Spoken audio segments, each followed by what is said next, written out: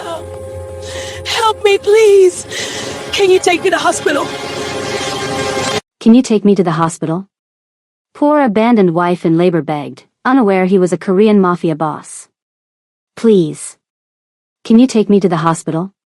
The words tore from Amina's throat as she crumpled against a rusted street pole, one hand gripping her swollen belly while the other reached out blindly into the afternoon chaos. People glanced once, then looked away. A woman crossed the road, pulling her child closer. A man frowned as if her pain were blocking his path. She didn't know the stranger who would stop for her. She didn't know his name carried weight in rooms where men whispered and trembled. She didn't know that his hands, scarred and steady, had built an empire in the shadows. To her, he was simply someone who hadn't walked away yet.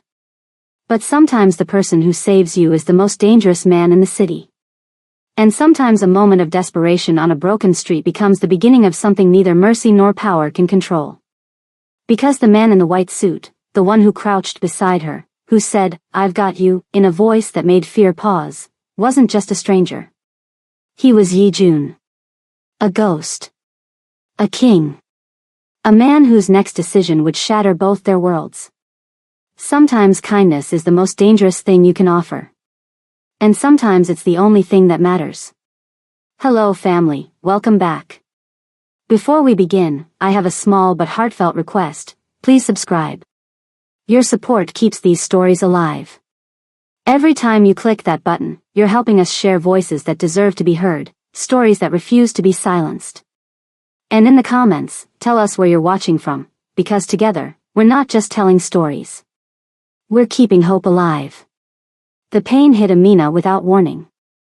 One moment she was standing on the cracked sidewalk, gripping the strap of her worn handbag, and the next she was doubled over, breath tearing from her throat as a sharp contraction ripped through her belly. Her knees buckled. She reached out and caught herself against the pole, sweat already slick on her palms. Please. She whispered. The afternoon street was loud with life, honking cars, music spilling from a shop, people arguing over prices, but none of it slowed for her. She slid down until she was sitting on the pavement, one hand clutching her stomach, the other stretched out toward the passing crowd. Please, can someone take me to the hospital? Her voice cracked. The baby kicked hard, as if urging her to survive. 8 months pregnant. Abandoned by Sadiq 3 weeks earlier after an argument about money. He'd called her too weak, said the pregnancy had ruined everything. Promised to return before the baby arrived. He never did. Another contraction came, stronger this time. Tears streamed down her face as she cried out. Still, no one stopped. That was when the black sedan rolled slowly to the curb.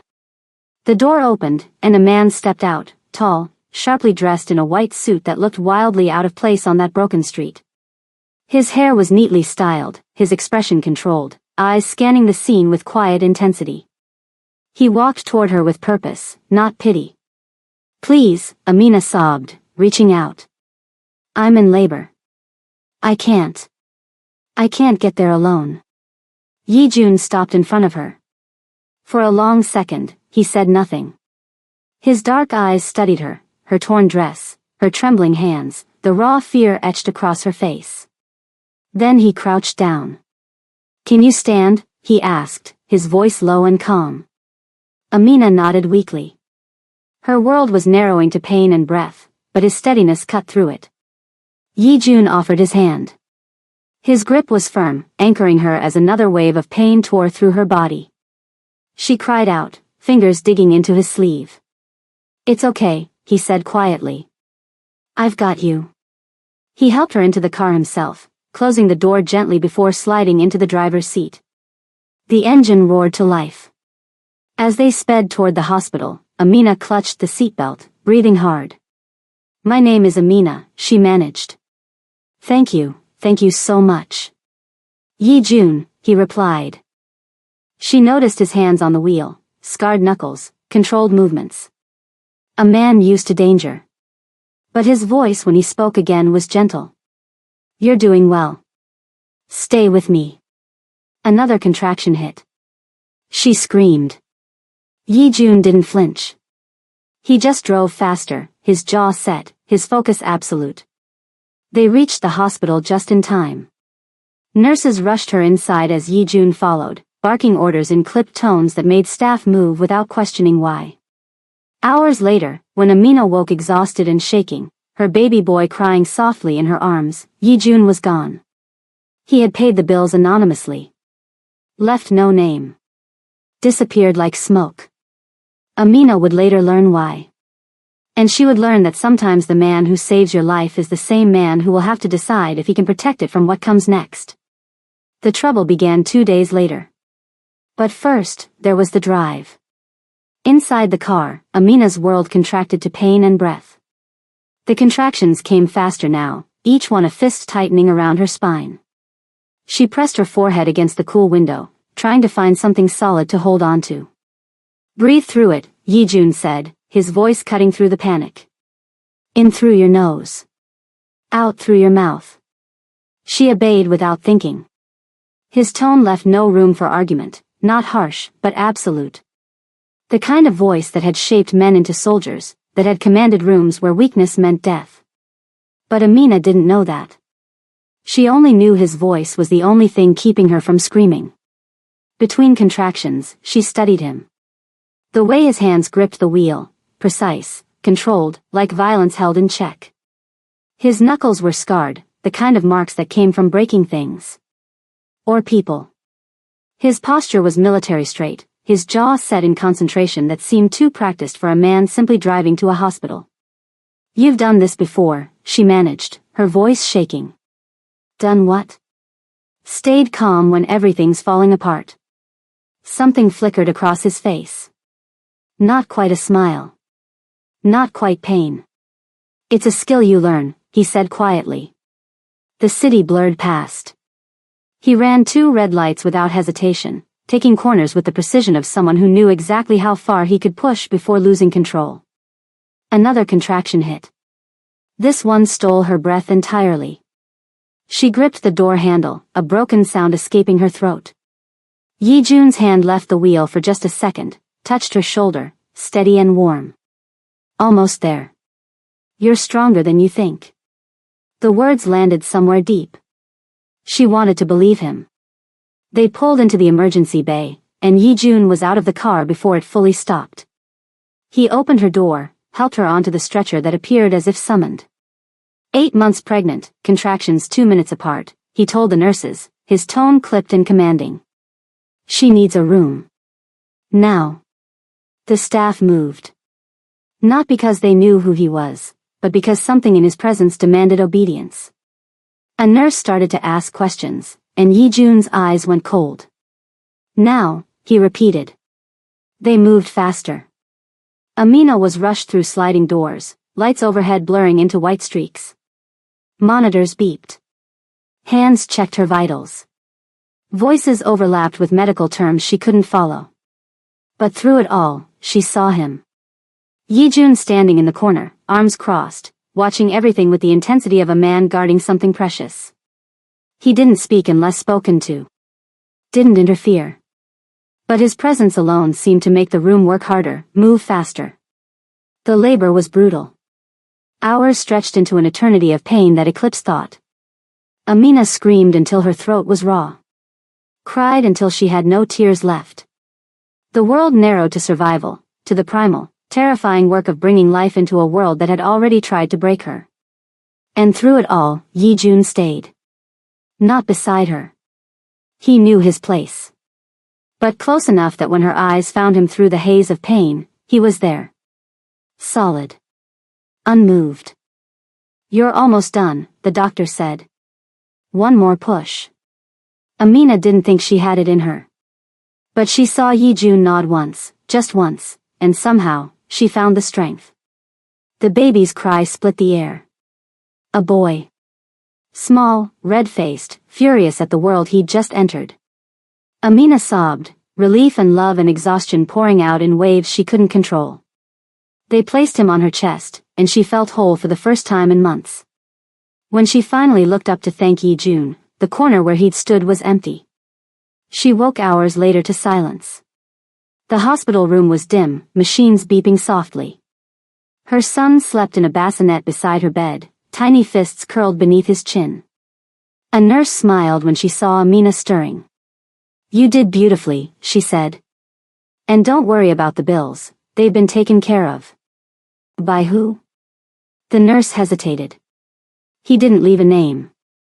Just said to make sure you and the baby had everything you needed." Amina's chest tightened.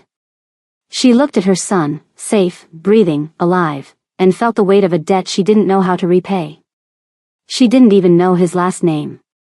But Yijun was already gone, disappearing into the city like he'd never been there at all.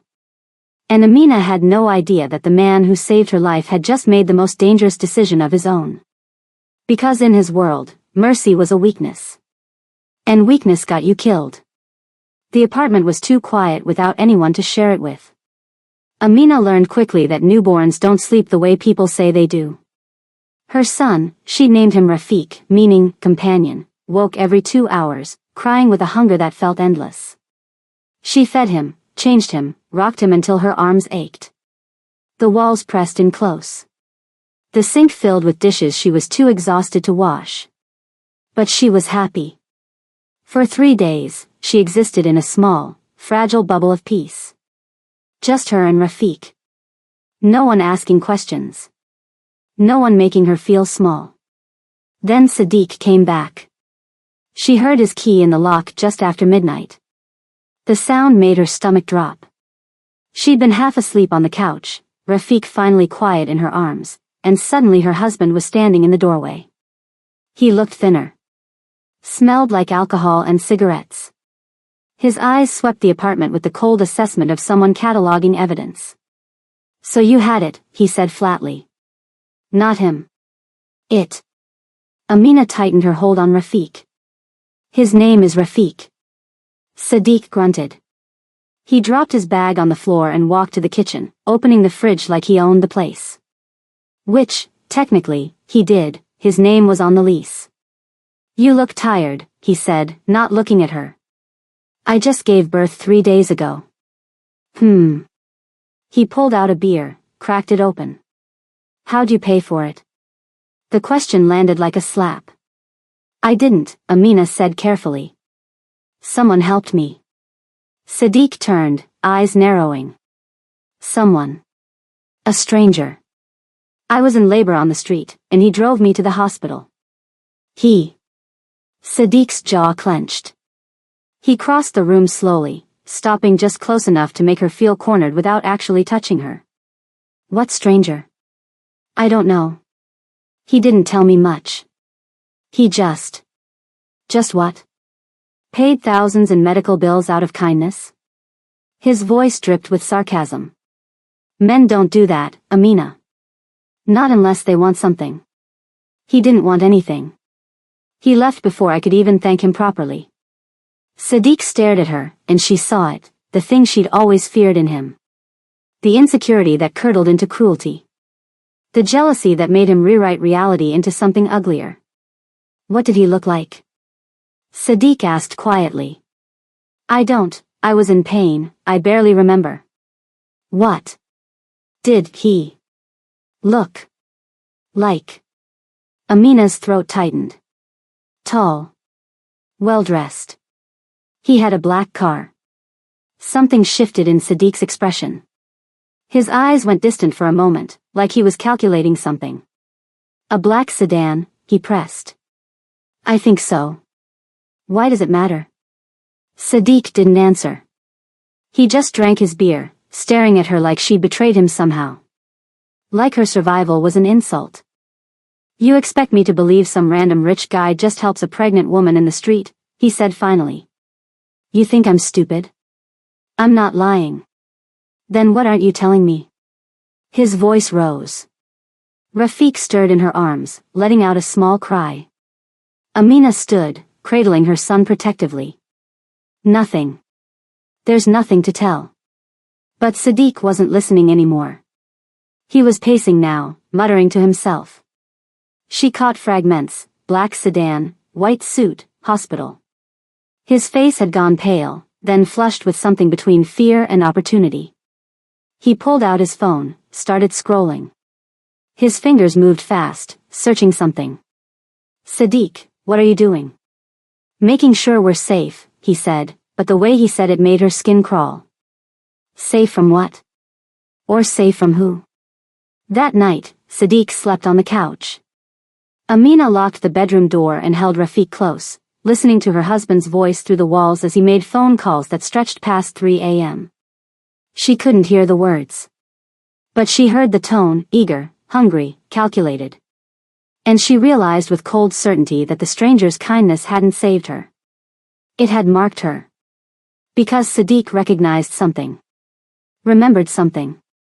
And whatever he was planning, it had nothing to do with protecting his family.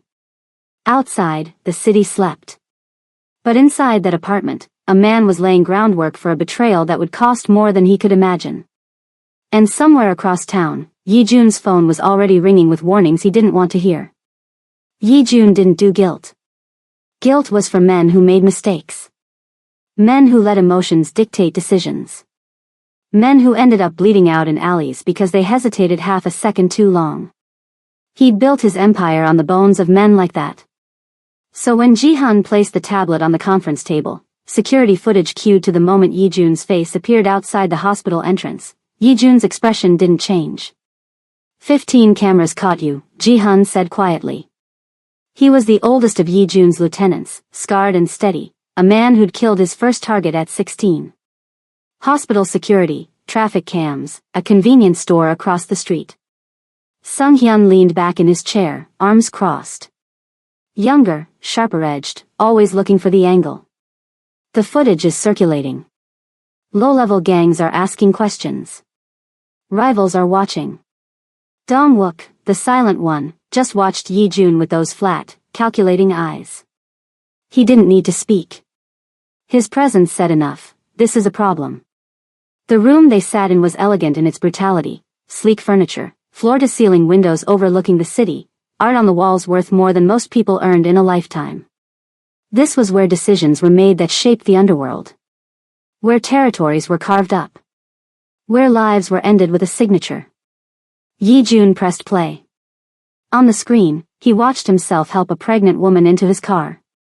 Watched himself drive away. The footage was grainy but clear enough. Clear enough to be weaponized. Who's the woman? Sung Hyun asked. No one, Yi Jun said. His voice was flat, final. No one? Sung Hyun's eyebrow raised.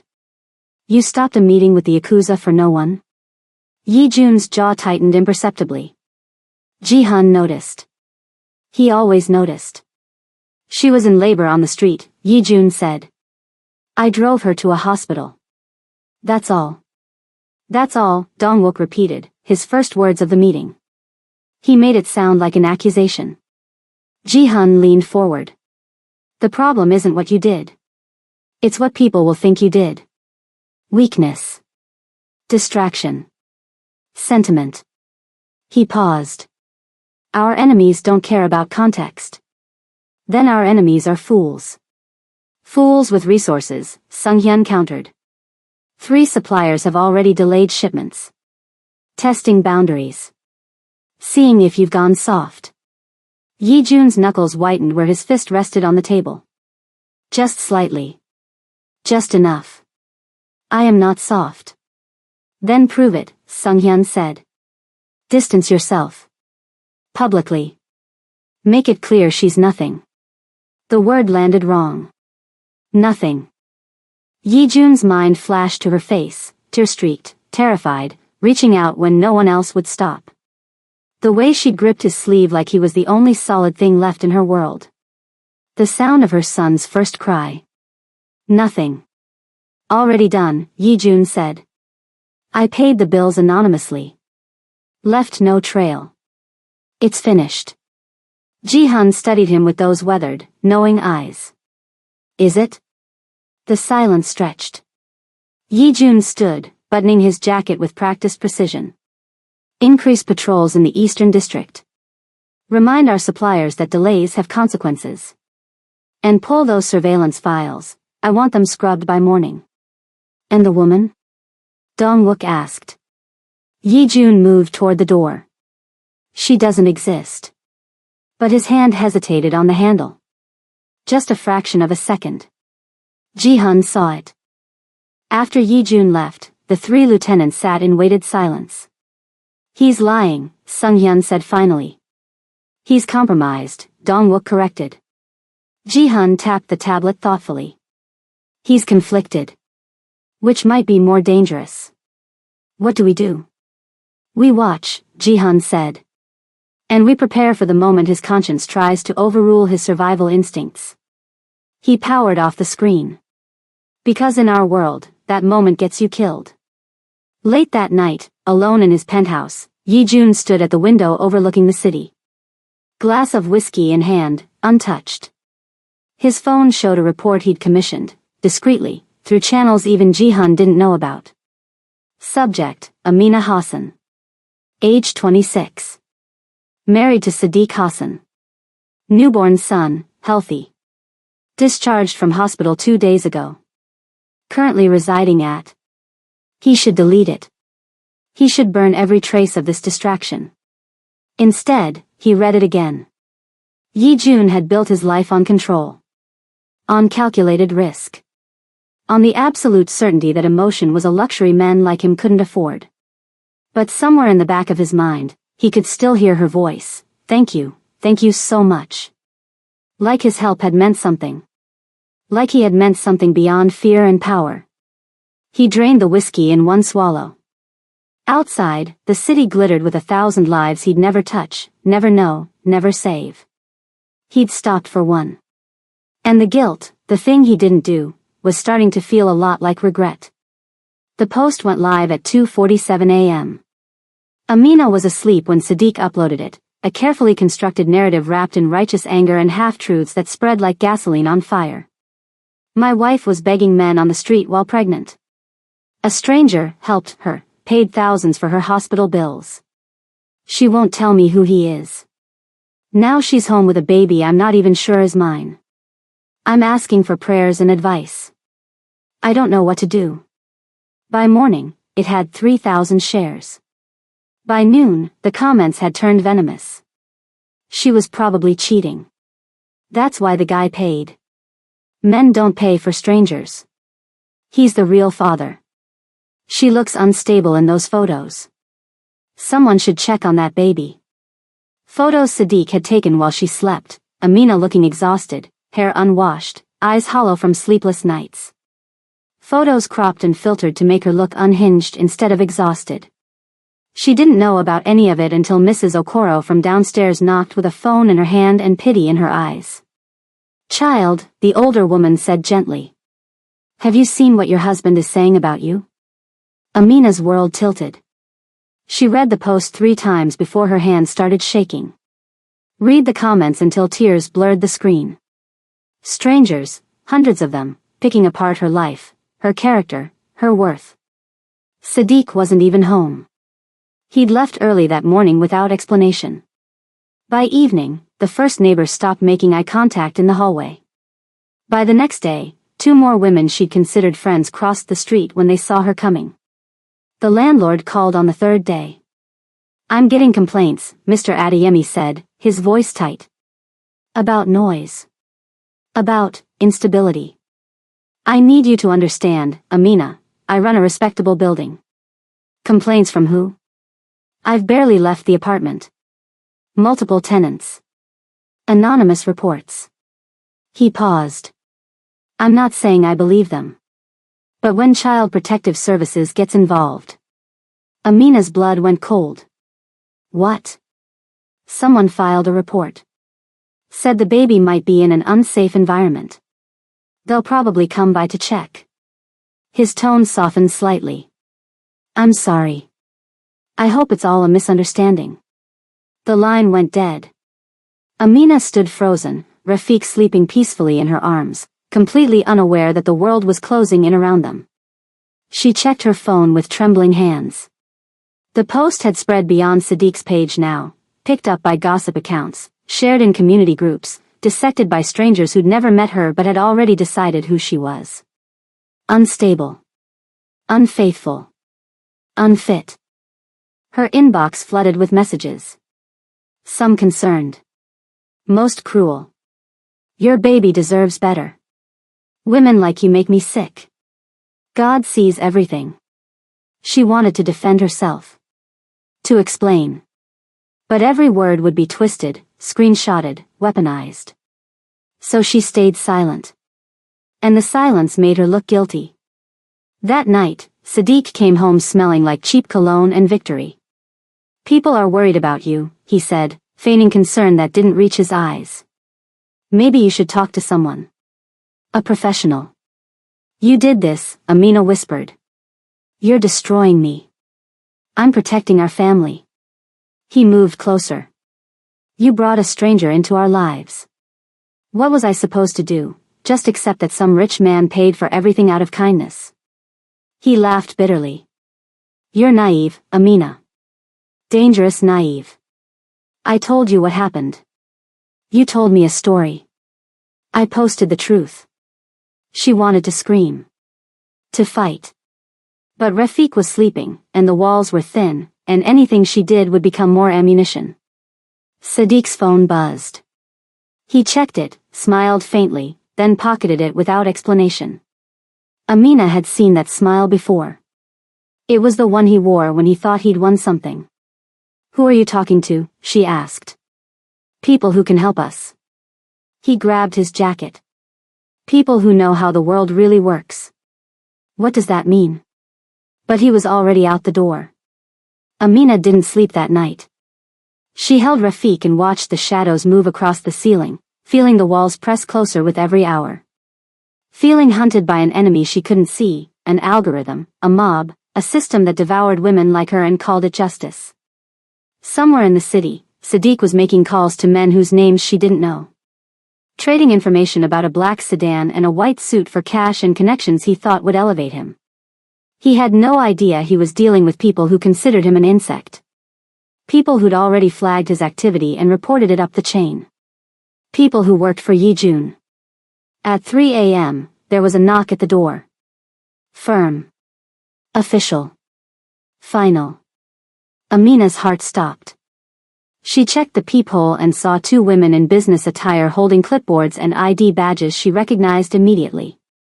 Child Protective Services. Behind them, a police officer stood silent, hand resting on his belt. And somewhere across the city, Yi Jun's phone lit up with a single message from Jihan. The husband is talking. And they've come for her baby. They were polite about it. That was the worst part. The social worker's name was Ms. Adebayo.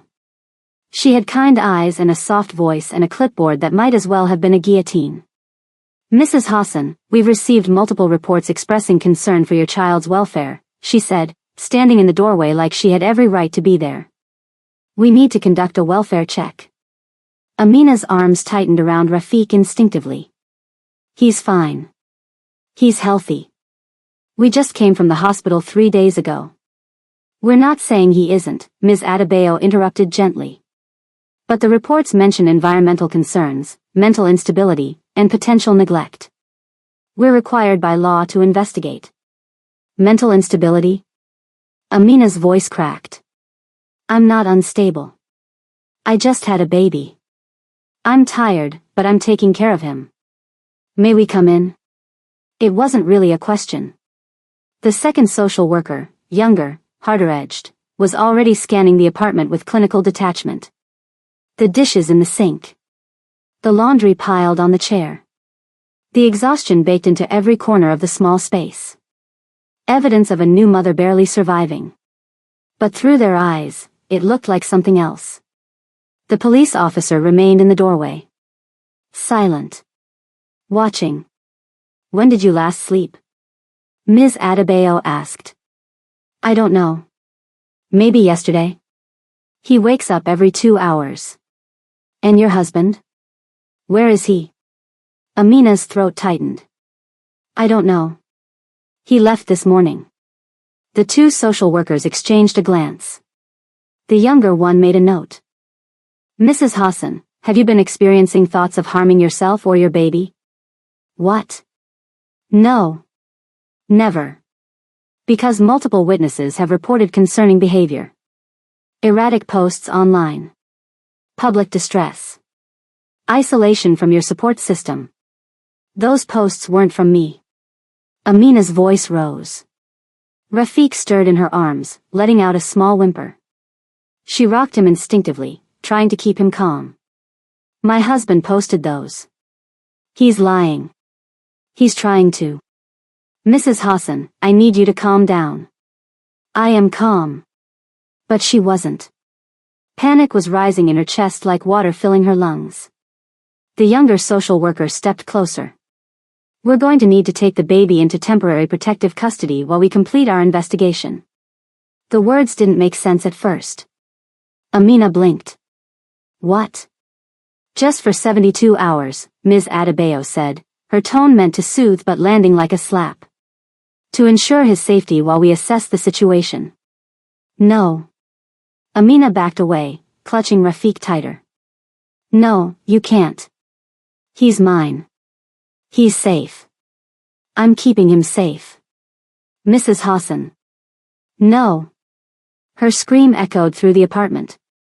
Rafiq started crying, loud, frightened wails that tore through Amina's chest. The police officer stepped inside. Ma'am, you need to cooperate, he said firmly. If you resist, we'll be forced to involve additional authorities. Amina's legs gave out. She sank to the floor, sobbing, holding her son like she could somehow fuse him to her body. Make them unable to separate what shouldn't be separated. Please, she begged. Please don't take him. He needs me. He's only 3 days old. Please. Ms. Adebayo knelt beside her. Her face was sympathetic, but her hands were already reaching. I'm sorry, she said quietly. I know this is hard. Hard. The word was obscene in its inadequacy. They pried Rafiq from her arms with professional efficiency. Amina screamed, an animal sound, raw and broken. She tried to hold on, but the officer restrained her gently, pulling her back while the social workers secured the baby. Rafiq was crying. Reaching for her with tiny fists. And Amina was crying. Reaching for him with empty arms. Mama's here, she sobbed. Mama's here, baby. I love you. I love you. But they were already taking him to the door. Outside in the hallway, a neighbor had their phone out. Recording everything. When they were gone, Amina collapsed. She lay on the floor where they'd taken him, curled around the space he'd occupied, and howled. Grief and rage and helplessness poured out of her in waves that shook her entire body. The apartment was silent except for her sobs. Sadiq didn't come home. He didn't call. Hours later, when Amina finally dragged herself to her phone with shaking hands, she saw it. The video. Posted by someone she didn't even know. Unfit mother has baby taken by CPS, watch her breakdown. Already 50,000 views. The comments were worse than before. Good. That baby is safer now. She's clearly insane.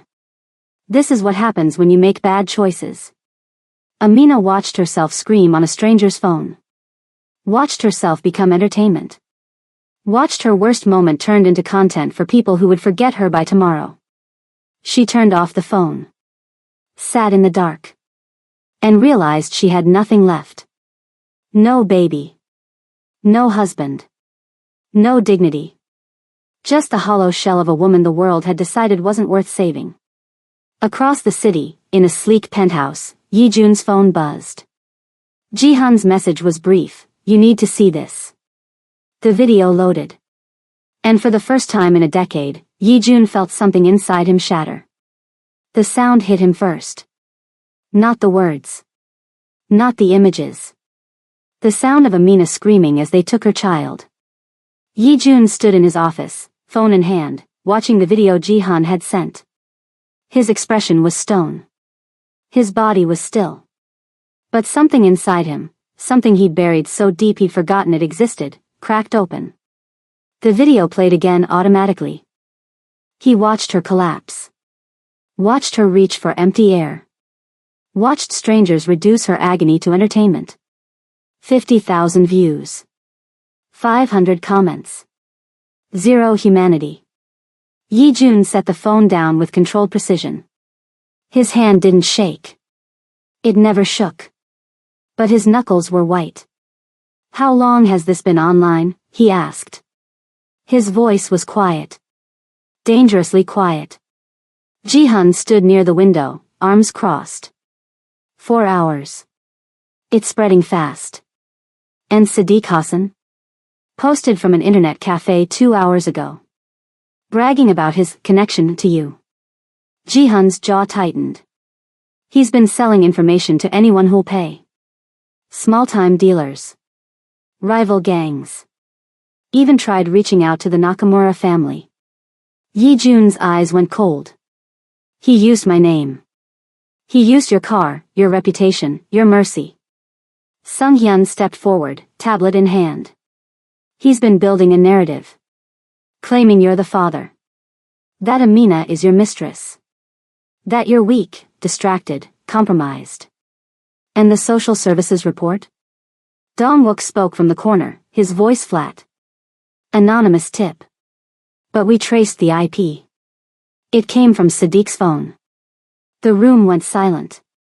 Yi Jun turned to the window, looking out over the city he controlled. A city that bent to his will, that trembled at his word, that operated under rules he'd written in blood. But none of that had protected her.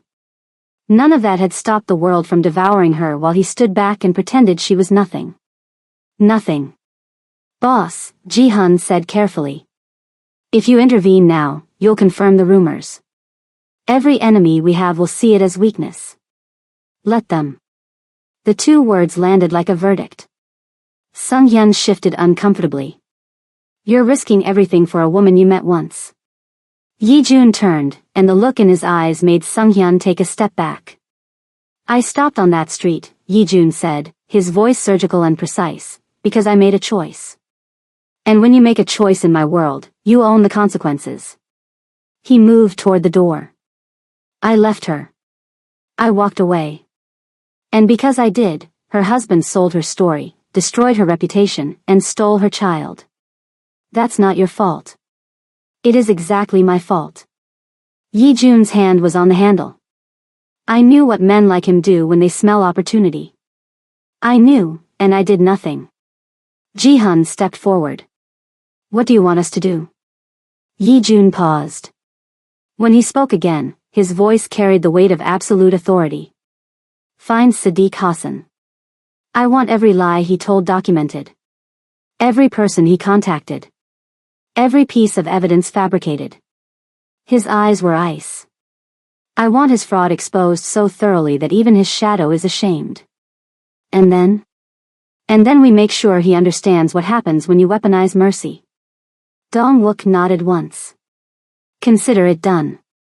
The social services case? Sung Hyun asked. I'll handle it personally. Yi Jun pulled on his jacket. Get me everything, hospital records, witness statements, surveillance footage. I want proof that woman did nothing wrong except ask for help. That'll take hours. Then you have hours. Yi Jun checked his watch. Cancel my meetings. All of them. Jihan's eyebrows raised. Including the Yakuza negotiation? Especially that. Boss, they'll see it as an insult. Good. Yi Jun's smile was cold and sharp. Let them be insulted. Let them wonder what's more important than their business. He opened the door. Let every enemy I have understand that I don't abandon what's mine. She's not yours, Sung Hyun said quietly. Yi Jun stopped. For a long moment, he didn't respond. Then he turned, and there was something in his expression none of them had seen before. Not rage. Not calculation. Something human. Maybe not, Yi Jun said. But I'm hers. The moment I stopped on that street, I became responsible. He straightened his cuffs. And I don't leave debts unpaid. 20 minutes later, Yi Jun stood outside Amina's apartment building. It was nearly midnight. The hallway smelled like old cooking oil and broken dreams. Paint peeled from the walls. A flickering light buzzed overhead. This was not his world. But he'd brought her back to it. He raised his hand and knocked, firm but not harsh. Inside, he heard movement. Hesitation. Then the door opened a crack. Amina stood there, eyes hollow and red from crying. Her face was swollen. Her hands trembled. She looked like someone who'd been broken and was still trying to figure out which pieces mattered. When she saw him, confusion flickered across her features. "You," she whispered. "I'm sorry," Yijun said. And for the first time in years, he meant it. "I shouldn't have walked away." Amina's expression crumpled. "They took him. They took my baby." "I know." Yijun stepped closer. "And I'm going to get him back." She stared at him like she didn't understand the words. "Who are you?" she asked, her voice breaking.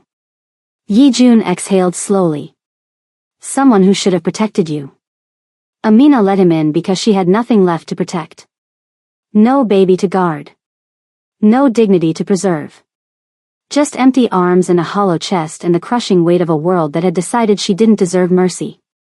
Yijun stepped inside and closed the door quietly behind him. The apartment looked like grief had moved in. Baby clothes still folded on the couch. An empty bassinet in the corner. Dishes unwashed because what was the point of eating when your child was gone? Amina stood in the middle of it all, hugging herself like she might fall apart if she let go.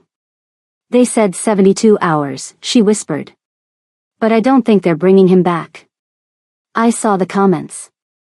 "Everyone thinks her voice broke. "Everyone thinks I'm a bad mother." Yijun's jaw tightened. "You're not. You don't know that. You don't know me. I know enough." She looked at him, really looked, and for the first time since he'd knocked, something sharp entered her eyes. Recognition mixed with confusion. "Why are you here?" she asked. "You disappeared. You paid and you left and I thought," she stopped. "I thought you were just being kind." "I was. Then why come back now?" Her voice rose slightly, pain sharpening into something like anger. "Why show up after they've already destroyed me?" Yijun didn't answer immediately. He moved to the center of the room and did something that would have shocked every man who worked for him. He knelt. Not fully. Not like submission. But enough that they were eye level. Enough that the gesture said what words couldn't. "I see you. I failed you. I'm here now. Because I made a mistake," he said quietly. "I helped you and then I walked away. I told myself it was safer that way. For both of us." His eyes met hers. "I was wrong." "Safe from what?" Amina's voice trembled. "Who are you?" Yijun exhaled slowly. "Someone dangerous." The word hung between them. "Dangerous how?" "In ways you don't need to understand. But dangerous enough that when your husband recognized my car, he decided to use you as leverage." Yijun's voice hardened. "He posted lies online. Filed false reports. Spread your story to people who would twist it into something ugly." Amina's hands went to her mouth. "Sadiq did that?" "All of it." Tears spilled down her cheeks. "Why?" "Money. Attention. A misguided belief that connecting himself to me would give him power." Yijun's expression was ice. "He was wrong. And my baby is safe," Yijun interrupted firmly. "And by tomorrow morning, he'll be back in your arms." Amina stared at him like he'd spoken a language she didn't know. "How can you possibly?" "Because I can. Simple. Final. True." Her legs gave out. She sank onto the couch, shaking her head. "I don't understand any of this. I don't understand you. You don't have to." "Yes, I do." Her voice cracked. "Strangers don't do what you're doing. They don't pay hospital bills. They don't show up at midnight promising to fix the unfixable. Who are you?" Yijun was quiet for a long moment. "Someone who should have stayed," he said finally. "Someone who thought mercy could be given and forgotten. Someone who learned tonight that some choices follow you. Before Amina could respond, Yijun's phone buzzed. He checked it, and something shifted in his expression. Sadiq has been arrested, he said. Fraud, extortion, filing false reports. The evidence is already with the authorities. Amina's breath caught. How? The posts are being taken down. The witnesses who fabricated statements are recanting. The social services case is being reviewed by someone who understands what really happened. He stood. By morning, the truth will be louder than the lies. I don't. Amina's voice was small. I don't know how to thank you. Don't. Yijun moved toward the door. I'm not doing this for gratitude. Then why? He paused, hand on the handle. Because 3 days ago, you asked me for help. And I gave it halfway. He looked back at her. I don't do anything halfway. Not anymore. The next morning, Ms. Adebayo returned. But this time, she wasn't alone. She held Rafiq, wrapped in a clean blanket, sleeping peacefully. Behind her stood a different official, a supervisor with apologetic eyes and a folder full of corrected documents. Mrs. Hassan, the supervisor said carefully. We've completed our emergency review. The initial reports were falsified. Your case has been closed, and your son is being returned to you immediately. Amina couldn't move. Couldn't breathe. Ms. Adebayo stepped forward and gently placed Rafiq in her arms.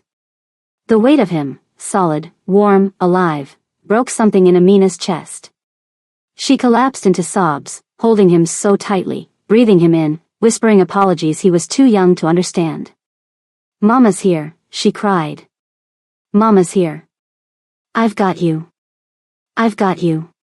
The officials left quietly. Alone in her apartment, Amina rocked her son and tried to make sense of what had happened. A stranger had stopped when no one else would. Had disappeared. Had returned. Had dismantled the machinery of her destruction in less than 12 hours. She looked at the business card he'd left on the table. No name. Just a phone number in elegant script. Outside her window, the city hummed with life. And somewhere in that city, Yijun sat in his car, watching the building from a distance. Making sure she was safe. Making sure he kept the promise he should have made 3 days ago. Jihan's voice crackled through the phone. It's done. Sadiq's facing 15 years minimum. The posts are scrubbed.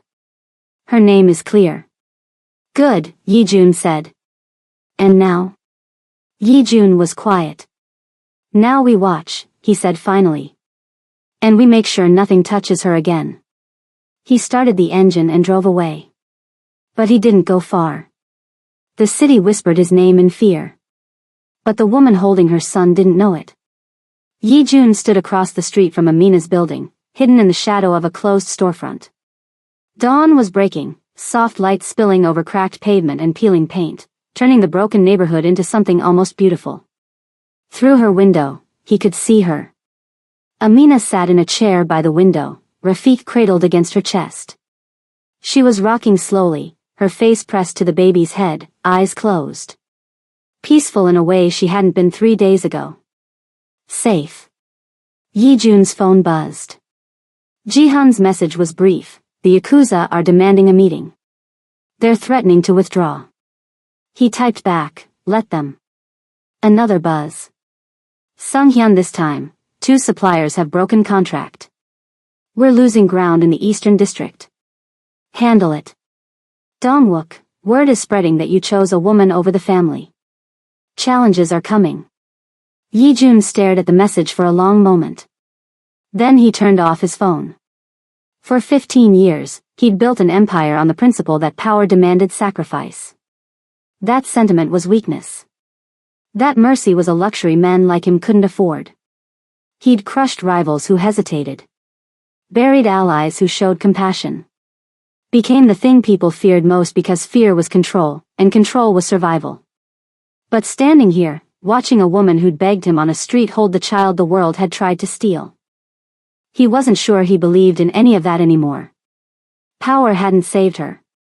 Choice had. His choice to stop. To help. To return. And maybe that was the thing he'd forgotten while building his kingdom in the shadows, that power without purpose was just violence. That control without conscience was just cruelty. That being feared and being worthy of respect were not the same thing. A car pulled up. Yi Jun recognized it immediately, one of his own vehicles. Ji-hun stepped out, moving with the careful precision of a man approaching something dangerous. "You've been here all night," Ji-hun said quietly. "I had to be sure. She's safe. The threats are neutralized. Sadiq is locked up. The case is closed." Ji-hun paused. "You can go." "I know." But Yi Jun didn't move. Ji-hun followed his gaze to the window. "She doesn't know who you are." "Good. Is it?" Ji-hun's voice was careful. "Because if she knew, if the world knew what you did for her, it would change how they see you." "I don't want them to see me differently," Yi Jun said. "I want them to see her clearly." Ji-hun was quiet for a moment. "The men are asking questions. About priorities. About whether you've gone soft. Then let them ask. And when they challenge you?" Yi Jun's smile was cold. "I'll remind them that mercy and weakness are not the same thing. That I can protect what matters and still break what threatens it." He turned to face his oldest lieutenant. "I haven't gone soft, Ji-hun. I've just remembered what all this power was supposed to be for." Ji-hun studied him, then nodded slowly. "What do you want me to tell them?" "Tell them their king made a choice. And that choice is final." Later that morning, Amina found an envelope slipped under her door. Inside was a bank statement showing a trust fund in Rafiq's name. Enough to pay for his education, his future, his dreams. No explanation. No signature. Just a note in elegant handwriting. "You asked for help. I should have given more than a ride to the hospital. This doesn't erase what happened. But maybe it helps build what comes next. You owe me nothing. You never did. Someone who should have stayed." Amina read it 3 times, tears streaming down her face. She looked out the window at the city that had tried to destroy her and somehow hadn't succeeded. "Thank you," she whispered to no one and everyone. And across town, standing in his penthouse overlooking a kingdom built on fear and blood and calculated violence, Yi Jun heard her voice in his memory. "Please, can you take me to the hospital?" 7 words that had changed everything. He'd stopped when no one else did. And in stopping, he'd remembered something he thought he'd buried forever. That power wasn't just about what you could take. It was about what you chose to give. The world still whispered his name in fear. His enemies still plotted in shadows. His empire still demanded blood and loyalty and absolute control. But somewhere in that city, a woman rocked her baby and didn't know that the man who saved her life was the most dangerous person she'd ever meet. Didn't know his name commanded armies. Didn't know his word could end lives. Didn't know he was a king. She only knew he'd stopped. And sometimes, just sometimes, that was the only thing that mattered. Because the world doesn't change when kings conquer. It changes when they choose mercy over power. When they kneel instead of tower. When they remember that behind every empire, every legend, every name whispered in fear. There was once a moment. A choice. A woman on a broken street. And a man who decided that walking away was the one thing he could never do again. Sometimes the person who saves you is the most dangerous man in the world. And sometimes danger is exactly what mercy looks like. When it refuses to look away. Family, can we talk for a second? Stories like Amina's, stories about women who are invisible until they're vilified, about men who choose mercy when the world expects cruelty, these stories don't get told enough. They don't trend. They don't go viral. They get buried under noise and algorithm politics and content that doesn't care about truth. But you can change that. Every time you subscribe, you're voting for stories that matter. You're saying, "I see you, Amina. I see you, Yi Jun. I see the struggle, the sacrifice, the humanity." So I'm asking you directly. If this story touched you, subscribe. If you want more stories about real people, complex choices, and the messy, beautiful truth of survival, subscribe. If you believe that hope, even when it comes from unexpected places, deserves a platform, subscribe. It's free. It takes 2 seconds. And it makes all the difference. And please, drop a comment telling us. Where in the world are you watching from? Whose perspective did you connect with more, Amina's or Yeejun's? What would you do in Yeejun's position? We read every comment. We see you. And your voice matters. Together, we're building something bigger than just entertainment. Thank you for subscribing. See you in the next story.